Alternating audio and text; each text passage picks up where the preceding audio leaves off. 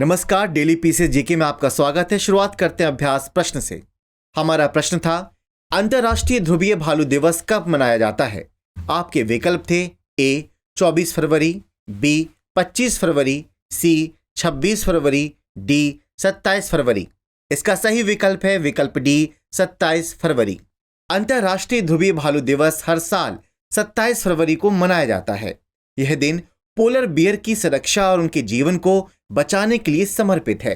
गौरतलब है कि पोलर बियर ध्रुवीय क्षेत्रों में रहने वाले एकमात्र जानवर हैं। इनका वैज्ञानिक नाम उर्सुस मार्टिमुस है। ये शिवालिक श्रृंखलाओं में रहते हैं।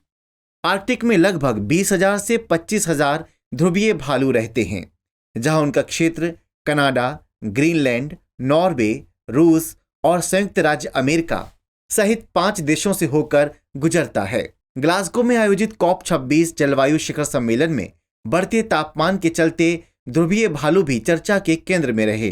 चलिए आज के सेशन की शुरुआत करते हैं। हमारा पहला प्रश्न है, 14वीं राष्ट्रीय संस्कृति महोत्सव का आयोजन कहाँ किया जा रहा है? आपके विकल्प हैं ए नई दिल्ली, बी बीकानेर, सी प्रयागराज, डी इंदौर।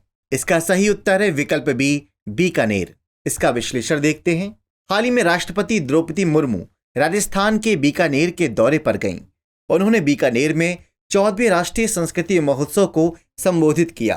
अब जानते हैं 14वें राष्ट्रीय संस्कृति महोत्सव के बारे में। इस 9 दिवसीय कार्यक्रम का संस्कृति मंत्रालय द्वारा आयोजन किया गया है।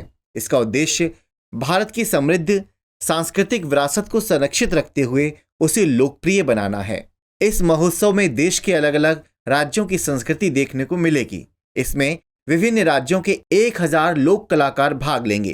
गौरतलब है कि इसका पहला आयोजन वर्ष 2015 से 7 क्षेत्रीय संस्कृति केंद्रों की सक्रिय भागीदारी के साथ किया गया था। यह फेस्टिवल अलग अलग राज्यों में अन्य राज्यों की लोक और जनजातीय कला, नृत्य, संगीत, व्यंजन और संस्कृति को प्रदर्शित करने में मददगार रहा है, जो एक भारत श्रेष्ठ भारत के लक्ष्य को सुदृढ़ बनाता है। अगला प्रश्न, अंतर्राष्ट्रीय बौद्धिक संपदा सूचकांक कौन जारी करता है? विकल्प A UNCTAD, B US chamber of commerce, C विश्व व्यापार संगठन या फिर डी यूनेस्को। इसका सही उत्तर है विकल्प B US chamber of commerce. हाल ही में अंतर्राष्ट्रीय बौद्धिक संपदा सूचकांक 2023 जारी हुआ है। इस सूचकांक में भारत दुनिया के 55 प्रमुख अर्थव्यवस्थाओं में से 42वें स्थान पर है। यह सूचकांक यूएस चैम्बर्स ऑफ कॉमर्स द्वारा संकलित एक वार्षिक रिपोर्ट है। इसमें दुनिया की 55 प्रमुख अर्थव्यवस्थाओं में आईपी अधिकारों के संरक्षण का मूल्यांकन किया जाता है। इसमें पेटेंट और कॉपीराइट कानूनों से लेकर आईपी प्रॉपर्टी के मोनेटाइजेशन की कैपेसिटी और अंतर्राष्ट्रीय समझौतों तक सब कुछ शामिल है। आइए जानते हैं यूएस चैम्बर ऑफ कॉमर्स के बारे में। यह विश्व का सबसे बड़ा व्यापार संघ है। ये 3 मिलियन से अधिक व्यवसायों के हितों का प्रतिनिधित्व करता है। इसकी स्थापना अप्रैल 1912 में हुई थी। अगला प्रश्न, अभ्यास कोबरा वॉरियर 2023 कहां आयोजित किया जाएगा? ए फिनलैंड, बी स्वीडन, सी दक्षिण अफ्रीका या फिर डी ब्रिटेन। इसका सही उत्तर है विकल्प डी ब्रिटेन। अभ्यास कोबरा वॉरियर में भाग लेने के लिए भारतीय वायुसेना की एक टुकड़ी ब्रिटेन गई। यह अभ्यास ब्रिटेन में रॉयल एयर फोर्स के बैनिंगटन एयरफोर्स बेस में होगा। यह अभ्यास 6 से 24 मार्च 2023 तक आयोजित होना निर्धारित है। कोबरा वॉरियर एक्सरसाइज एक बहुपक्षीय वायुसैन्य अभ्यास है। इस वर्ष के अभ्यास में फिनलैंड, स्वीडन, दक्षिण अफ्रीका, अमेरिका और सिंगापुर की वायुसेनाएं भी हिस्सा ले रही हैं। भारतीय वायुसेना इसमें 5 मिराज 2000 लड़ाकू विमानों, 2 C-17 ग्लोबमास्टर तृतीय और एक IL-78 मिड एयर रिफ्यूलर विमान के साथ भाग ले रही हैं। इसका उद्देश्य भिन्न भिन्न लड़ाकू विमानों की विविध गतिविधियों में शामिल होना और अलग अलग वायुसेनाओं की सर्वोत्तम कार्य प्रणालियों से सीखना है। अगला प्रश्न है, राष्ट्रीय समर स्मारक कब राष्ट्र को समर्पित किया गया? ए 2015, बी 2016, सी 2019, डी 2020। इसका सही उत्तर है विकल्प सी 2019। 25 फरवरी 2023 को राष्ट्रीय समर युद्ध स्मारक NWM ने अपनी 4थी वर्षगांठ मनाई है। राष्ट्रीय समर स्मारक स्वतंत्रता के बाद से देश के बहादुर सैनिकों द्वारा किए गए सर्वोच्च बलिदानों की गवाही देता है। इस स्मारक को 25 फरवरी 2019 को प्रधानमंत्री द्वारा राष्ट्र को समर्पित किया गया था। 1960 में सशस्त्र बलों ने पहली बार एक राष्ट्रीय युद्ध स्मारक का प्रस्ताव रखा था। अगला प्रश्न, विश्व पुस्तक मेला किसके द्वारा आयोजित किया जाता है? ए. NCERT, B. संस्कृति मंत्रालय, C. National book trust, D.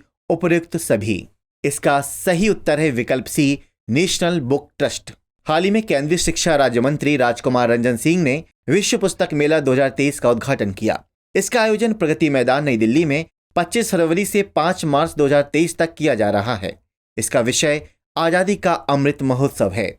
इसका आयोजन नेशनल बुक ट्रस्ट इंडिया द्वारा ITPO के सहयोग से किया जा रहा है। इस बार विश्व पुस्तक मेला में फ्रांस सहयोगी देश के रूप में भाग ले रहा है। दुनिया भर के अन्य देशों के अलावा G20 देशों की किताबें, साहित्य और संस्कृति को प्रदर्शित किया जा रहा है। आइए जानते हैं नेशनल बुक ट्रस्ट के बारे में। इसकी स्थापना 1957 में हुई थी। ये शिक्षा मंत्रालय के तहत कार्य करता है। इसका उद्देश्य हिंदी, अंग्रेजी और अन्य भारतीय भाषाओं में अच्छे साहित्य के निर्माण को प्रोत्साहित करना है। अगला प्रश्न, निम्नलिखित में से कौन सा बायोगैस का मुख्य घटक है? A. Propane, B. Butane, C. Ethane या फिर डी. मीथेन। इसका सही उत्तर है विकल्प डी, मीथेन। जानते हैं बायोगैस के बारे में। यह एक स्वच्छ, प्रदूषण रहित, पर्यावरण के अनुकूल एवं ज्वलनशील गैसीय ईंधन है। इसमें मुख्य रूप से हाइड्रोकार्बन शामिल होता है, जो दहनशील होने के साथ ही जलने पर गर्मी एवं ऊर्जा पैदा कर सकता है। बायोगैस एक जैव रासायनिक प्रक्रिया के माध्यम से उत्पन्न होती है। इसमें कुछ प्रकार के बैक्टीरिया जैविक कचरे को उपयोगी बायोगैस में परिवर्तित करते हैं। चूंकि उपयोगी गैस एक जैविक प्रक्रिया से उत्पन्न होती है, इसलिए इसे बायोगैस कहा गया है। इसके घटकों में मीथेन, कार्बन डाइऑक्साइड और कुछ मात्रा में अन्य गैसें शामिल हैं। मीथेन गैस बायोगैस का मुख्य घटक है। अगला प्रश्न, निम्नलिखित में से किस दर्शन को लोकायत कहा जाता है? आपके विकल्प हैं ए. न्याय, बी. योग, सी. चारवाक, डी. सांख्य। इसका सही विकल्प है सी. चारवाक। आइए जानते हैं चारवाक दर्शन के बारे में। यह भौतिकवादी दर्शन है और इसके प्रवर्तक चारवाक हैं। चारवाक संप्रदाय जिस मूल सिद्धांत को आधार मानकर चला है वह है सुखवाद। सुखवाद का सरल अर्थ है कि सुखों की प्राप्ति करना ही नैतिक कर्म है। चारवाक संप्रदाय का स्पष्ट मत है कि जब तक जियो सुख से जियो, उधार लेकर घी पियो, एक बार देह भस्म हो जाने के बाद वापस कोई लौट कर नहीं आता। इसमें लोक अर्थात दुनिया के साथ गहरे संबंध को महत्व दिया गया है। इसीलिए इस दर्शन को लोकायत भी कहा जाता है। आपको बता दें कि भारतीय दर्शन के विभिन्न संप्रदायों में से चारवाक संप्रदाय अकेला है जो सुखवाद के पक्ष में खड़ा है। शेष लगभग सभी संप्रदाय लौकिक सुखों की निंदा करते हैं और उन्हें अवांछनीय घोषित करते हैं। अगला प्रश्न, IPC की धारा 153A में किसके आधार पर विभिन्न समूहों के बीच शत्रुता को बढ़ावा देने के लिए दंड का प्रावधान है? ए. धर्म, बी. जाति, सी. भाषा, डी. उपर्युक्त सभी।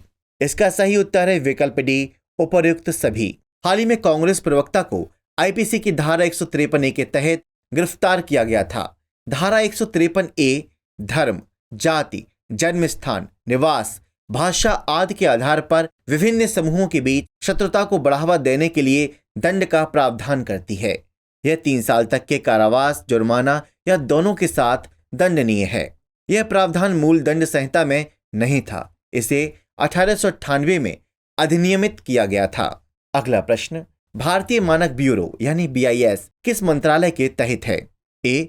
उपभोक्ता मामले, खाद्य एवं सार्वजनिक वितरण मंत्रालय, बी. विधि एवं न्याय मंत्रालय, सी. सामाजिक न्याय एवं अधिकारिता मंत्रालय या फिर डी. कौशल विकास एवं उद्यमिता मंत्रालय। इसका सही उत्तर है विकल्प ए, उपभोक्ता मामले, खाद्य एवं सार्वजनिक वितरण मंत्रालय।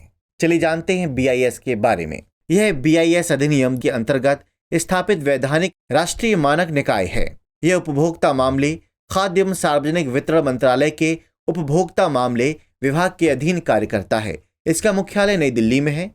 यह हॉलमार्किंग योजना, प्रयोगशाला सेवाएं, विदेशी निर्माता प्रमाणन योजना, मानक निर्धारण आदि जैसे कार्य करता है। इसने अब तक भारत में 4000 से अधिक मानक क्लबों की स्थापना की। इसका उद्देश्य छात्र केंद्रित गतिविधियों के माध्यम से कक्षा 9 और उससे ऊपर के विज्ञान के छात्रों को गुणवत्ता और मानकीकरण की अवधारणाओं से अवगत कराना है। चलिए आज के सेशन का अंतिम प्रश्न देखते हैं। पहली बार राष्ट्रीय विज्ञान दिवस किस वर्ष मनाया गया था? आपके विकल्प हैं ए 1987, बी 1988, सी 1990 या फिर डी 1992। आपका सही उत्तर है विकल्प ए 1987। भारतीय विज्ञान दिवस हर साल 28 फरवरी को मनाया जाता है। यह दिवस 28 फरवरी 1928 में सीवी रमन द्वारा रमन प्रभाव की खोज किए जाने के उपलक्ष्य में मनाया जाता है। इस खोज के लिए 1930 में उन्हें नोबेल पुरस्कार से सम्मानित किया गया था। 1986 में राष्ट्रीय विज्ञान और प्रौद्योगिकी परिषद ने भारत सरकार से 28 फरवरी को राष्ट्रीय विज्ञान दिवस के रूप में नामित करने की सिफारिश की थी। 1987 से यह आयोजन अब पूरे देश में स्कूलों, कॉलेजों और विश्वविद्यालयों और अन्य शैक्षणिक, वैज्ञानिक, तकनीक, चिकित्सा और अनुसंधान संस्थानों में मनाया जाता है। चंद्रशेखर वेंकट रमन एक प्रसिद्ध भौतिक विज्ञानी थे। 1954 में उन्हें भारत के सर्वोच्च नागरिक पुरस्कार भारत रत्न से सम्मानित किया गया था। चलिए आज के सेशन का अभ्यास प्रश्न देखते हैं। विश्व एनजीओ दिवस कब मनाया जाता है? विकल्प ए है 25 फरवरी, बी 26 फरवरी, सी 27 फरवरी या फिर डी 28 फरवरी। इस प्रश्न का सही उत्तर कमेंट्स बॉक्स में देना ना भूलें। मिलते हैं नए सेशन में, तब तक के लिए नमस्कार।